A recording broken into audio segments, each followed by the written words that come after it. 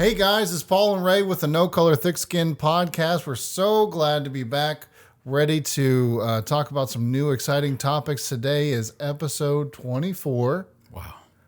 Wow. We're here in 2024, episode 24. Nice. This is good stuff. We're so excited to talk about today's thing.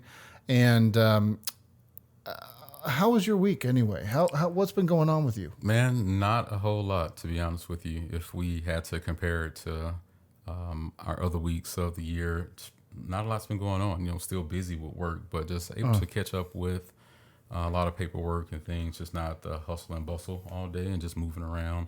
Nice. So that's been good to have just a little bit of downtime, and kids on spring break. So just having them to have a little fun. So that's always good to see. But it's been a real just calm week, man. So just like I said, just little paperwork getting together. I know I had to get my back looked at a little bit. It feels like an alien is trying to come out of there. So got some alien got a action. whole alien trying to come out of my back, man. So just getting that worked on has been a plus. But other than that, man, that's really about it. Nothing really as a huge highlight, guys. But what about you, my man? How things been going in your world? Oh man, just working. Got back from, we went out of town to Colorado. Yeah, that's right. That was pretty nice. Okay. All right. We went and did a bunch of things. Did y'all cross the bridge? We did not. Oh, man, no We went under the bridge, though. You went under the suspended bridge? So we went to the Royal Gorge route in Canyon City, Colorado. Okay. And they've got a train, which is called the Royal Gorge route. And you go on the train, you eat some food, you go on their open car where you can just see at the bottom of the canyon, and you can see the Royal Gorge Bridge up at the top, and the Arkansas River passes right by the railroad tracks. There's a whole bunch of history on there. Anyway, we did do that. Nice. But it was nice. It was a good chance to recharge and kind of get grounded again with the kids and get some R&R. So we did that. That's good. And the kids enjoyed it, had a pretty good time. Kids had a great time. That's Kids good. had a great time. They got to kind of do what they wanted to. And, we got a little bit of relaxing in there. I drove. I feel like I drove the whole time we were there. But other than that, it was a nice, relaxing time. Yeah. Well, that's good, man. I'm glad y'all were able to get away, man. That's much needed. So good deal. Yes. Good deal, man. So absolutely. There's some interesting things happening in the headlines whilst we are just existing in the world. So, I think a lot of people, I woke up and I was on social media and people were saying Rihanna is, performing like this private performance, over in India, and not a lot of people knew about it or what was going on. So I guess once people start to dig in and see what was going on, I guess there's this billionaire oil family, right? They're having a pre-wedding celebration. So this is huge. Okay. Huge. There's a pre-wedding celebration that they're having, and it's estimated that the family spent $150 million on a pre-wedding celebration. So a 3-day party. Once people hear that, it's like, hey, what's really going on, guys? Like, what are y'all doing? So, wow. I guess they had like 1,200 guests. I mean, people like Mark Zuckerberg. You had all kinds of people. Rihanna was out there, so they were saying, Rihanna's going to be performing, and did she get $6 million? Did she get $40 million? She got a nice check to go over there, but at the end of the day, it's $150 million for a pre-wedding celebration. I'm never the one to try to count people's pockets or, tell people what they can or can't do with their money. But, man, that's a lot. Hey, man, aside going to a hoedown wedding somewhere in the country, a Hindu wedding is a pretty dang good one, too. Yeah, I mean, lots of fun to be had, food, and everybody's having a good time. And they're, very, from what I can tell, they're not crazy uptight. And so it seems like a really good time. You know what I mean? So just you're saying just in general, not even just like the billionaire dancing, lots of dancing and music, and from what I have seen. So culturally, from their standpoint, it's let's have a good time and be overly, I don't want to say careless with their money, but just we're not worried about the money. We're just going to enjoy it and just make it as a big of a celebration as it is without counting the I'm money sure that somebody's counting pennies, but you know, when you're well off and doing your thing, I'm sure that, I mean, it's just like, we want this and we want that and we want this. Right. Anyways, I don't know anything about that personally, but when Rihanna that's a is performing at your different type of a world for sure, man. And you know, I think they did a little something for like the villagers or the people that were of the community. I think they fed them like and purchased things for them. So I guess the optics were looking kind of crazy, I guess. So they did a few things to give back to that community where they were having all the celebrations. So, which is great because I mean, to give back is always good. So that is good. But yeah, that's just a different type of a world, man. And I just don't know if I'm equipped mentally to live in that world. You know, just not sure about that. But yeah, that's a wild one for sure. And the you know, also things that were going on, and this one is a tough one. And I know we've talked about immigration and we've talked about how the laws and the way that certain people may look at when people come from south of the border or wherever they're coming from to come to America, how the process is just not really laid out in a way that makes sense. Mm-hmm. So unfortunately, there was a young lady in Georgia, I believe. I think it's Georgia. Name is Laken Riley, and she was on a run one morning, just I guess getting some cardio in, and her roommate did not see her when, you know, usually the usual time when she's done with her run. So called her. She didn't get a call back, or she didn't answer, and so she reached out to the campus police, security, and they did a walk around. They found out that she unfortunately lost her life. And they found out that the person who took her life was a gentleman, I believe, from Venezuela, who was an illegal immigrant in the country. And now, with a rap sheet. Say that again, Paul. With a rap sheet. Now, help me understand how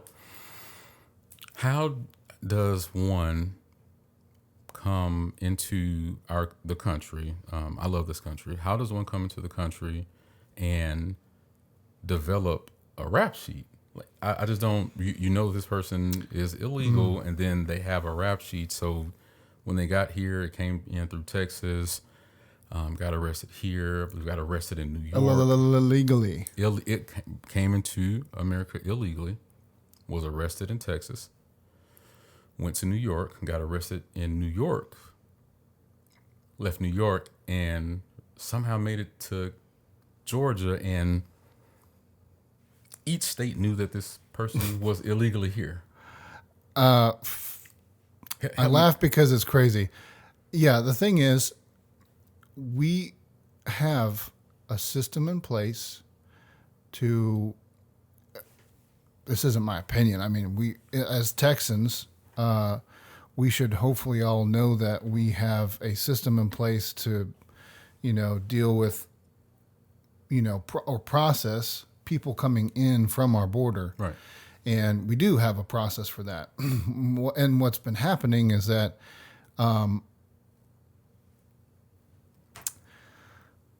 National Guard and Border Patrol agents that were not actually, they were federal agents, were coming in, and they were just waving people in, like talking to people about, you know, who, and that's kind of been the thing that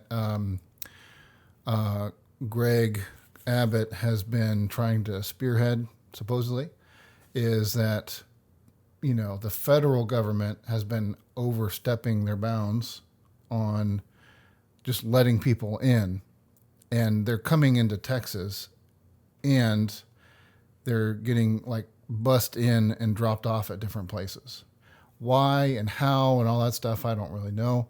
But, you know, so what happens when this illegal or this person that has immigrated the wrong way or illegally gets to where they're going and they do bad things? Nobody knows. They're supposed to get deported a long time ago, but now it's like, well, so we write you a ticket and we expect you to come back in however many months, and they don't do that. Right.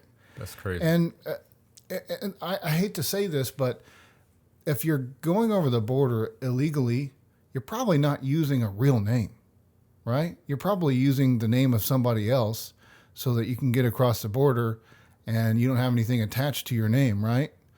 Probably. I mean, I can see that, yeah, for sure. Because if you go legally, then you have to provide some sort of documentation of who you are, what kind of rap sheet you have, if you have one, things like that. Anyways, long story short, on my end, the question is, how did this happen? Right. It's happening, in my opinion, because people, we weren't given the support that we needed. We were kind of given the opposite, where it was like, as you know, on the border of Texas and California, we have some spots that are pretty easy to get through, and the people were just getting, you know, kind of flagged in. So that's how it sounds anyway. I haven't been there. So I can understand when you're saying that at certain points and in certain areas that there may be more lax than others, and that, like you said, there's certain individuals or National Guard, whoever is at that border stop or at that border entrance, however that is, are just letting certain people go by off of whatever their personal opinion or what they may feel, or there's not a clear cut right or wrong or whatever. Okay, I understand that. What I don't understand is if there is someone who came into the country illegally and they were arrested. This person is in jail, right?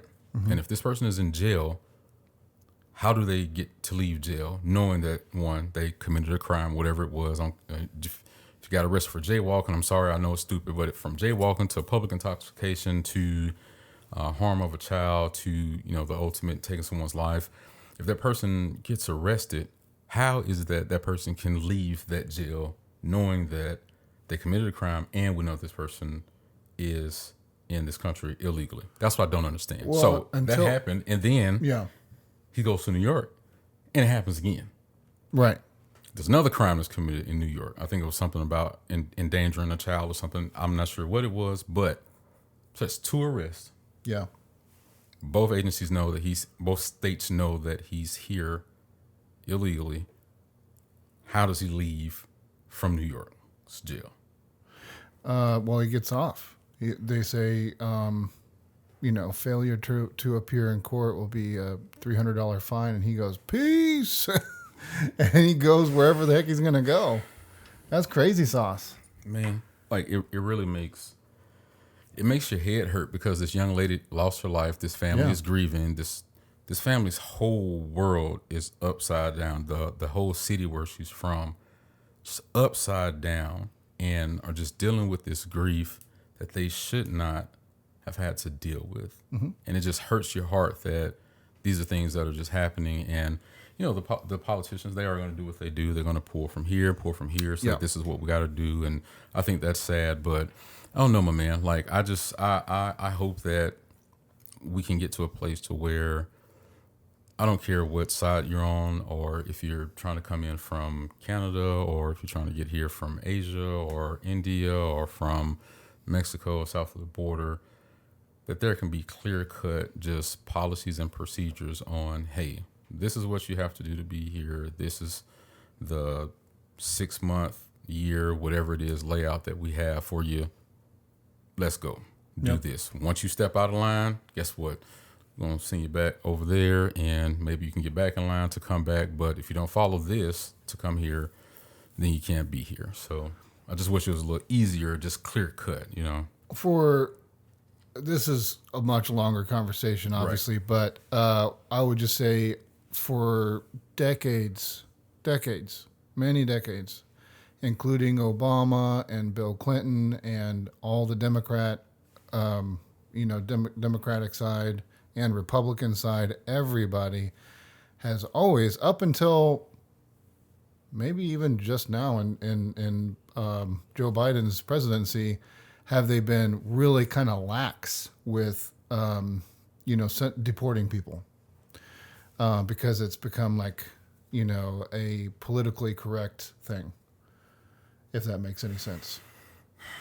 Or like you have to pick a side to, and they're like, well, these people aren't illegal. And it's like, oh, wait, yeah, but semantics. Yeah, they're not here with paperwork that they need to show that they're okay to be here or whatever the case is. And that's really what it is. Right. I mean, there's no documentation. And it's just all sad. Like I said, it's all sad at the end of the day. But the problem needs to be addressed. People are not, if we took in all the people that wanted to be here, it would be insane. Yeah. That's a flood of people. But that's the thing. It's like, there's no way that all of the people are going to stay on the straight and narrow to finish out the program to come here. That's like saying, every, 6'6" guy, born, great looking body, is going to make it to be a pro athlete. That's not the case. Right. There's more to that you have to do, that you have to give, and you have to sacrifice. So everybody won't be making those sacrifices to come here to be a legal citizen or to get the proper documentation. Right. People want to skirt and cut corners and things like that. Happens all the time. In everything of life. In every aspect of life. Exactly. Yeah. So even cut the line. If it's 70 million people want to come into the country, cool. All 70 million not gonna come in here because they're not gonna stick to it. So I don't know. But it's a weird situation. Another weird situation, Paul, that that we found out about. There's a hardcore metal band, not a band of some, but a band, like guys who play rock and things like that. There's a bass player in a band who started to, I guess, microdose estrogen into the lead singer's drinks. Was it the lead singer? So he started to microdose estrogen into the lead singer's drink so that he can, I guess, become a little more feminine. Because the lead singer, I guess, has this smoke show of a fiance, and the bass player, he won his girl. So he went all the way left and is trying to chemically change this man's inside so that his girlfriend can see that he has the ook and she will be with the bass player, right? So who does that? Who does that, man? Somebody that is very off. How do you justify that? How do you even think of a plan to go that far, man? You've seen rock bands, in the past, and even R&B groups where a guy would have a girlfriend or fiance, and them guys was just bold. They'll just be like, "Hey, I'm taking your girl," like, I'm doing this. It doesn't matter. Or they'll holler at your girl right in front of you. Then a fight will happen and the band will break up. This dude went to the ultimate to start microdosing. Ultimate. Like, I'm like, how do you even think of this? Like, that's just, how do you live with that? Insane, are you? Man. When you're a band, you become like really good friends with, the people that you're. But I guess he was in it for the female. Hey, man, he's there to find love in that other man's woman. And he wasn't there to make a friend, man. He was trying to find his forever. He was there for the money and his lady. So it was just kind of crazy, man. Just one of those topics of, like, you read it and it's like, this can't be true. Like, there's no way that this is something that really happened. Oh, isn't pre-workout too? He's like, totally go get your pre-workout on, man. This is all you, bud. Like, yeah, I want to see you. So excited for you to get pumped. I want to see you be great, man. I want to see you be great. So, Yeah, gee. When it came Talk about getting pumped. talking about getting pumped, we will pump you up. Uh,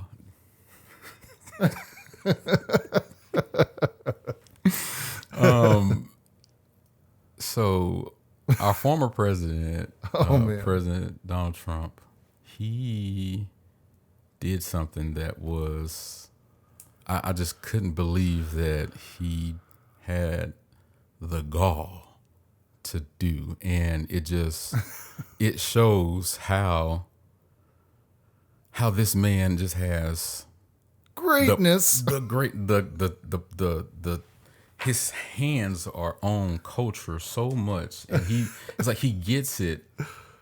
These man. Donald Trump never surrender ones. Oh my goodness. There are people who are paying. There's one guy who paid $9,000 for a pair. All right, or $300 shoes. $1,000. $9,000 for these shoes. So Donald Trump, former President Donald Trump, put out a shoe that was a gold shoe, and it's just going crazy, man. And it's just like this man is just blowing past all of these career politicians, and it's like they don't understand it and they don't get it. They keep hitting their heads against the same exact thing, and this guy just continues to just put his handprint on so many different things, my man. Like, He does. How is he doing this? I think it's the 4D chess that he plays. I don't think that. I think Donald Trump is a very smart guy, and he's a. I don't know if he's incorruptible like people say, but I think he's, in a lot of ways, made a good case for showing that he doesn't give a,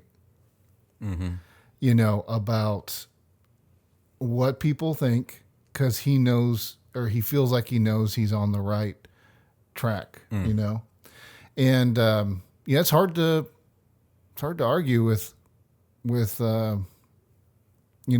he's got his finger on the pulse of, because people really like what he does, and there's been a whole bunch of people that never would vote for Trump that have come around to say, okay, well, you're the opposite of what this guy is.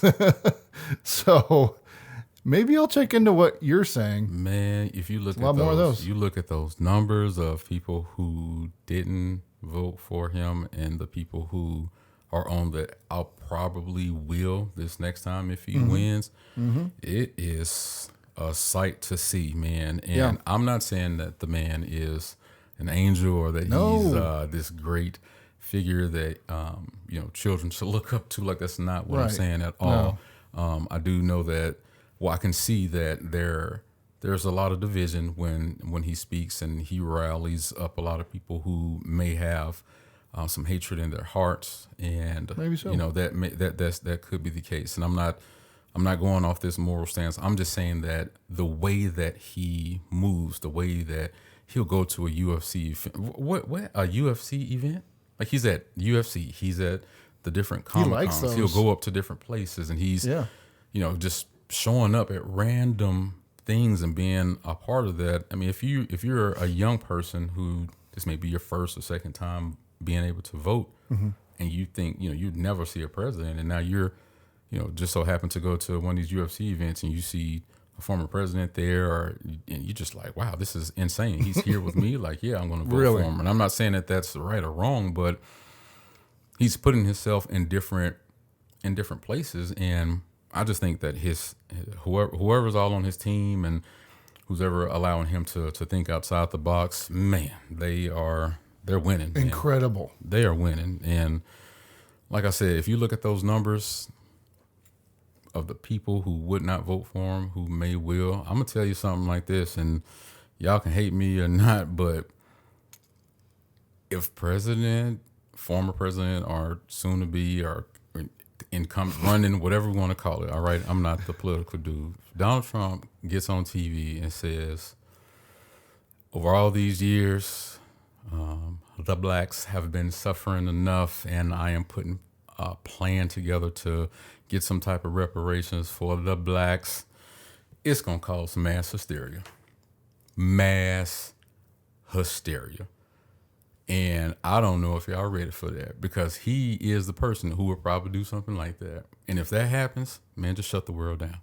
Shut the world down, because that's him doing something that his base would not see, but his base will love him. And that's something that a lot of people who despise him would be in a situation where it's like, do I despise this man, or do I have to listen to what he has to do? That's somebody who is in ultimate control.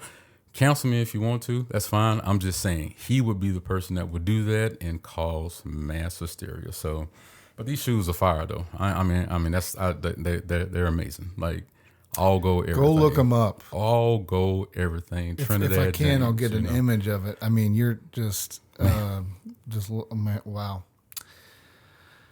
Oh man. So that being said, can't stay on the Trump topic for too long, or the internet will explode or something like that. I don't know. Yeah, they won't. They don't want us to talk too much, man. So instead, we'll talk about. Hey man. Racially, what is it? Racially motivated. Racially motivated. Yes, advertising. All right, so racial bias, racial stereotypes and advertising. Just advertisement with a racial undertone in it. All that, yeah. So the first time, what does that mean exactly? This is one thing that we could probably talk on for a long episode. But where I noticed this first was when BLM was at its height. Mm-hmm. They started. What's BLM, Paul? BLM. The what does that stand for anyway? Black Lives Matter. So Black Lives Matter. The organization was at its height. And there was a lot of crazy things happening at the time, and there were a lot of statues being taken down, whether by force or by schools or public areas. Oh, you're talking about like the Confederate stuff, like the Robert E. Lee's and all. Not the even that, like people that owned slaves, like Washington. Yes. Are one of our presidents, and just people like that.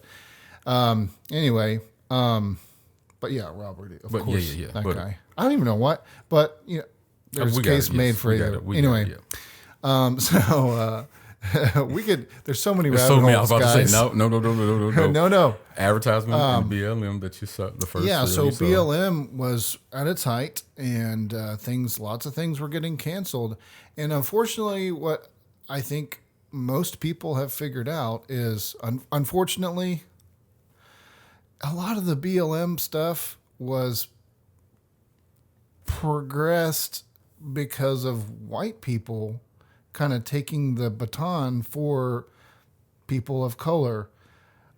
Maybe not necessarily all the BLM stuff, but a lot of that movement was because of that. And unfortunately, I think a lot of unintentional things happened because of that. And one of those things was like Aunt Jemima was taken off of all of the people of color, from what I could tell, were taken out of any kind of advertising on the shelf. Aunt Jemima was taken down. Uncle Ben Rice, and so a few other. And I, in my industry, the tobacco. So something that had been Red Man chew, which has been around for forever. And who knows who the ownership is of this company, but I mean, it's been Red Man for a really, really, really long time. Right. And now it's America's Best. Wow. And I'm like, so what was the intention with that? Now, there's a few other different ways you can look at, stereotypes in advertising. But from what I saw at first was like, is this really what we want? Do we want to take people of color out of representing brands? Like, that just sounds kind of weird to me. What?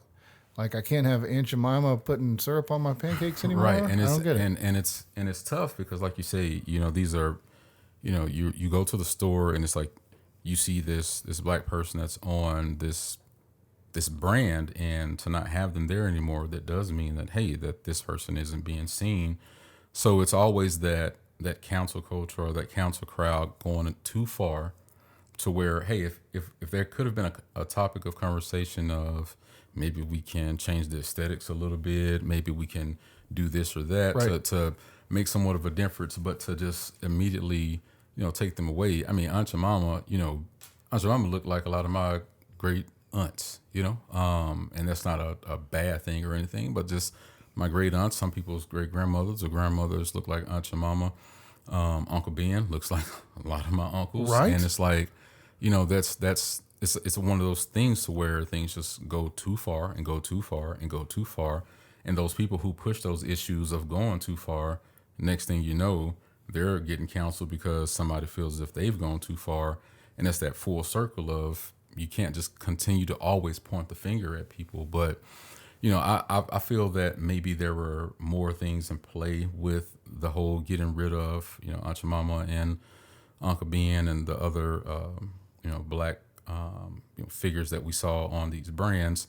That's neither here nor there, but they're not there anymore. And when we start to look deeper into, as we said, the advertising and the way in which these brands or these companies will look at my Caucasian brothers and sisters, or my black brothers and sisters, I would see anything that was of luxury or of status, or you have this beautiful car, and every time they pan to the driver, it was this Matthew McConaughey looking tall, man, just a white guy just driving through. And if it was a luxury, diamonds are forever, and you'll see the woman, it was this blonde haired woman, and she's walking up the steps and there are cameras everywhere, and she got on her silk and all this. It was always the nicer things were catered to our Caucasian brothers and sisters, and then you'll see some riffraff and some of it wasn't the best. So, and then with food, you feel like the people of color were put in a bad light for like budget things, or like right. So anything that was of discounted something, or anything that was not seemed to be of status, you would see a little more melanin in those individuals' skin. That's so for those products, and always the the food advertisement. I don't know what person who works out all the time and a basketball player. McDonald's was always in the hood. McDonald's was always in the hood. McDonald's at the basketball court. After you won the game and you exercise, go get a double quarter pounder with cheese. Because that's what you need when you're trying to be athletic. And so it's like you see all these different things. Started with cereal.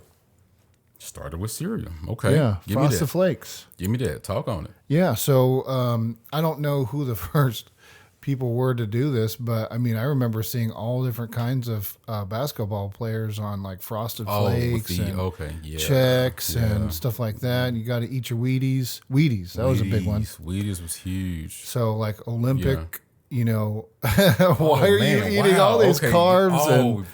Right. They will put the winners of the Olympic events, Olympic games. They would have football teams, like full football team photos on there, and they would even make it like community based or whatever. They have like some NCAA teams. I think a couple of high school teams made it. A couple of state champions made it. So yeah, they really pushed that on people. So, and it's just advertisement in itself. When I remember seeing one of the first I saw was an interracial couple.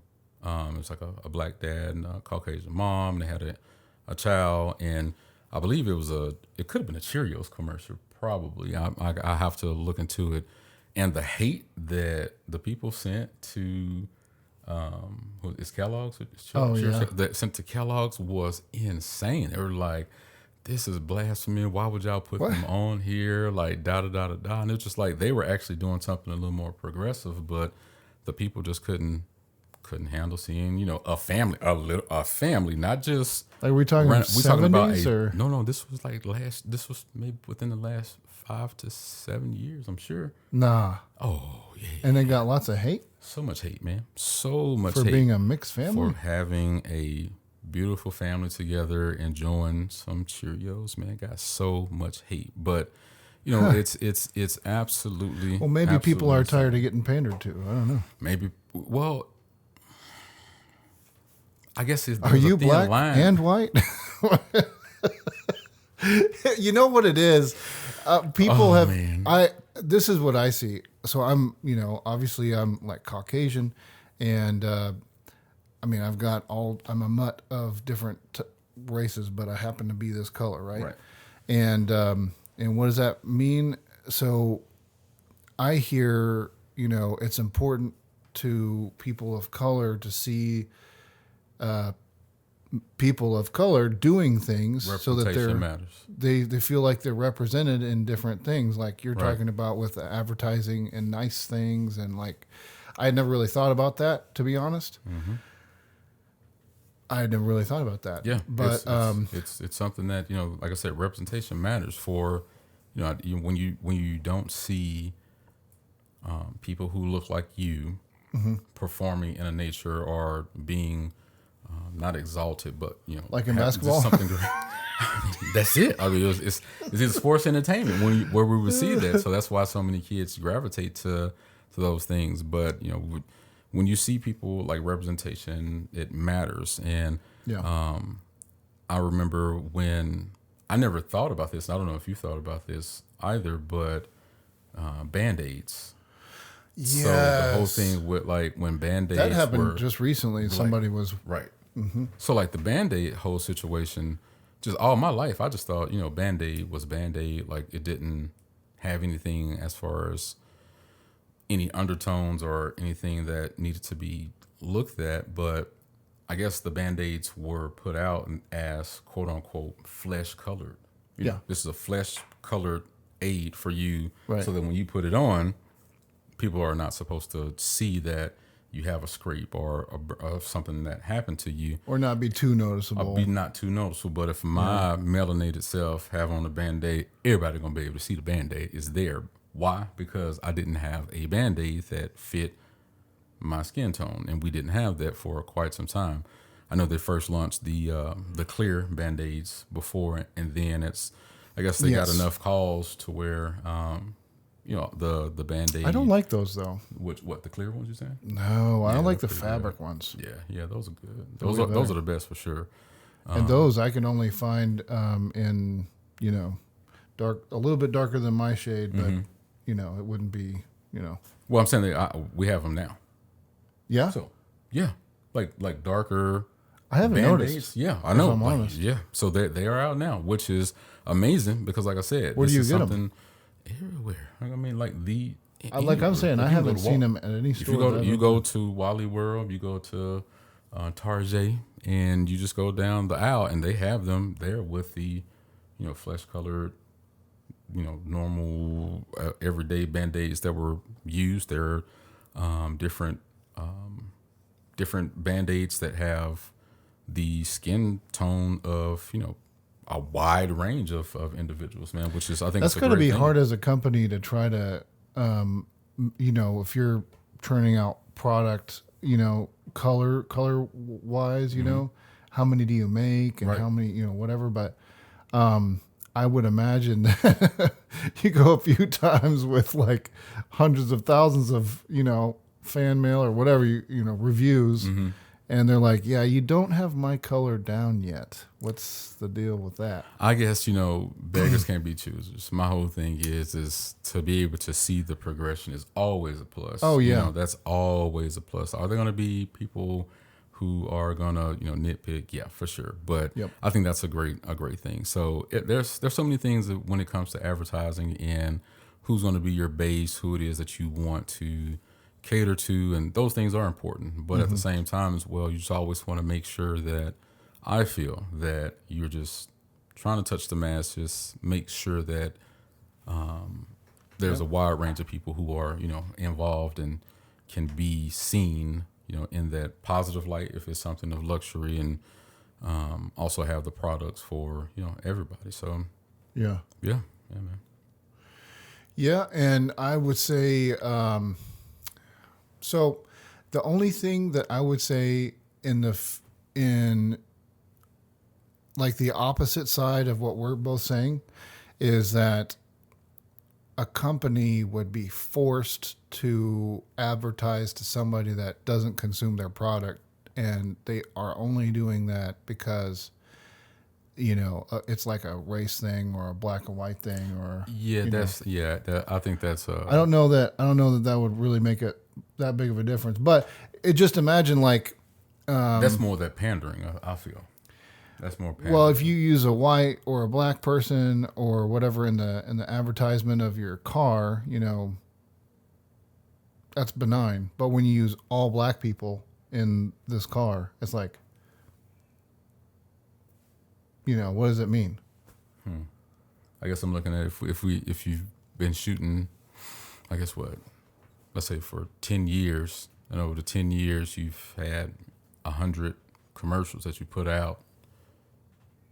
If 90 something of the commercials just all Caucasian people, I think that's a little something that you may want to look into. Maybe just look into what's going on. Maybe look at some numbers.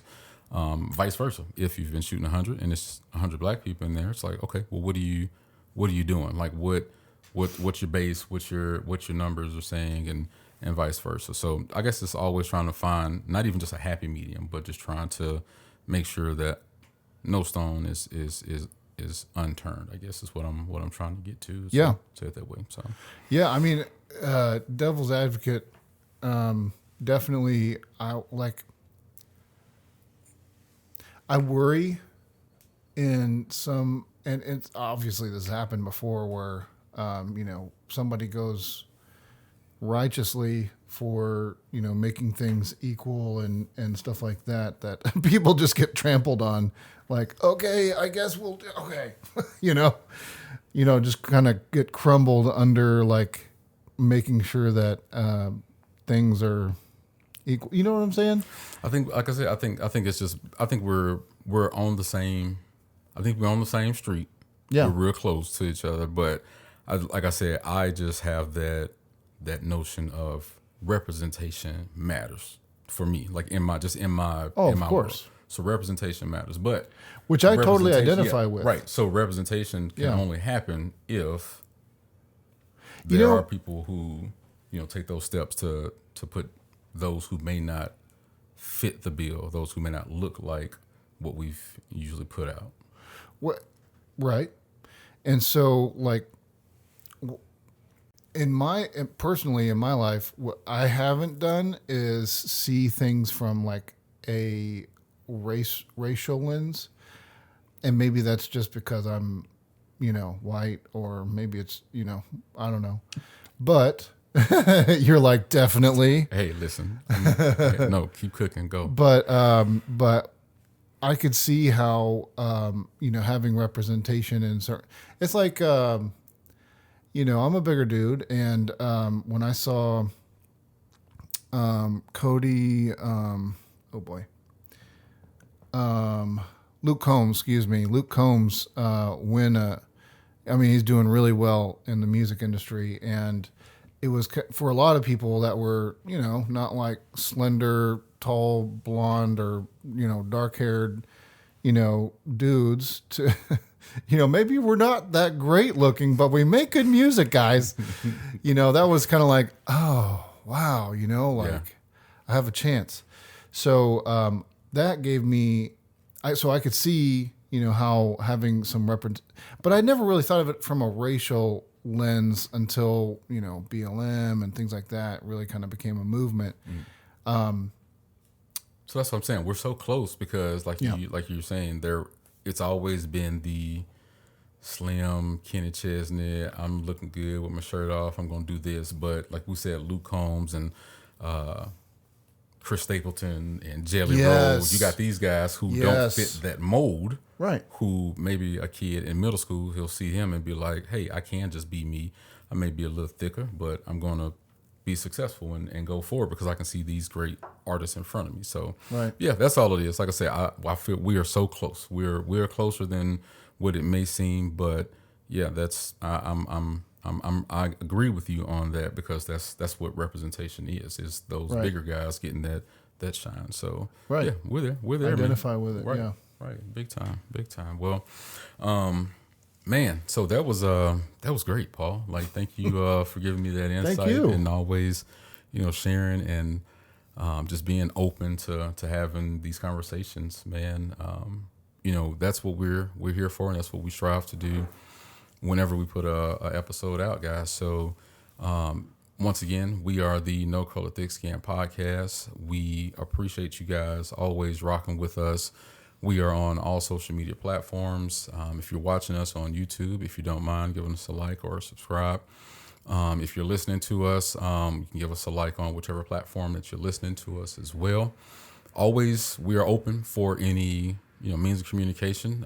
We've seen a lot of comments and we check on those, and it's been some funny ones here recently. But keep them coming, guys. Any interaction is great. If you want to leave any type of a personal story or something that you can relate to with what we've talked about today, we'll always read those and get back with you guys. So Absolutely. As I said, No Color Thick Skin podcast. My name is Ray. This is my buddy Paul. Thank y'all again for going on this journey with us. We'll see y'all next time.